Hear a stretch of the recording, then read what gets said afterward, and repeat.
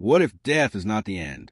Not darkness, not silence, not nothing, but a transition.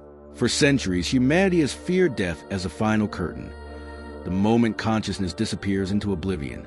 But what if everything we thought we knew is incomplete? What if consciousness doesn't die with the body? Right now, scientists, neuroscientists, and physicists are beginning to ask a question that sounds almost dangerous. Does consciousness survive death? And surprisingly, some are starting to agree it might. Let's begin with the problem science still can't solve. It's called the hard problem of consciousness, a term made famous by David Chalmers. The question is simple, yet terrifying. How does the brain produce subjective experience? How do neurons, just electrical signals, create the feeling of being you? No one has answered it, not definitively, not even close. And that gap has led some scientists to consider something radical. Maybe the brain doesn't create consciousness at all. Maybe it filters it. Think about that. Just like a radio doesn't create music but receives it, your brain might be tuning into a field of consciousness that exists independently of your body. If that's true, then death, the shutting down of the brain, would not destroy consciousness. It would only release it. This idea isn't just philosophy anymore. Neurosurgeon Eben Alexander once believed consciousness was purely brain-based until his own brain shut down during a near-death experience.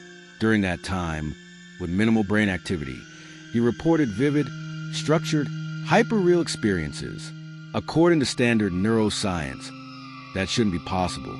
Yet it happened, and he's not alone.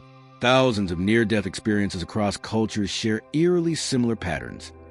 Leaving the body, moving through a tunnel, encountering light, reviewing life events, feeling overwhelming peace. Skeptics argue it's just brain chemistry, hallucinations caused by oxygen deprivation or neural chaos. But here's the problem. Some of these experiences occur when brain activity is flat or near zero.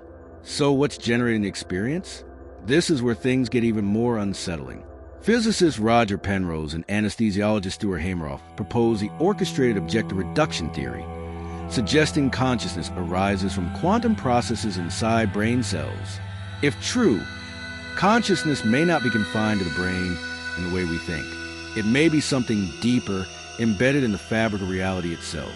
And when the body dies, that quantum information may not vanish. It may disperse, return, continue. But not everyone agrees on survival in a personal sense. Some scientists suggest something equally profound, but different, that what survives is not you as an individual, but consciousness as a universal phenomenon, like a drop returning to the ocean. You don't remain separate, but nothing is lost. Others explore the idea that consciousness is fundamental, like space or time, not created, not destroyed, only transformed. And then there's the data we can't easily explain. Patients who accurately describe events in operating rooms while clinically unconscious. Children who recall past lives with verifiable details. Patterns that don't fit neatly into materialist science. Are these anomalies or clues? Because if consciousness is not tied strictly to brain, then death becomes something else entirely. Not an end, but a change of state, a shift in perspective, a release from biological limitation. But let's be honest, we don't know for sure. Science hasn't reached a final answer, and maybe that's the point, because the deeper we look into consciousness, the more it resists being reduced to equations or neurons. It behaves less like a product and more like a mystery, a fundamental aspect of existence, something we participate in but don't fully control. So what happens after death? Here are the possibilities science is beginning to consider. Consciousness ends completely, extinguished with the brain. Consciousness continues in some form, independent of the body, or consciousness is universal. And what we call self dissolves back into a greater whole. Each possibility changes everything. How we live, how we die, what we fear, and what we believe. Because if consciousness continues, then death is not the end of your story. If it dissolves into something greater, then you were never separate to begin with. And if it ends completely, then this moment right now is infinitely precious. But here's the most important realization.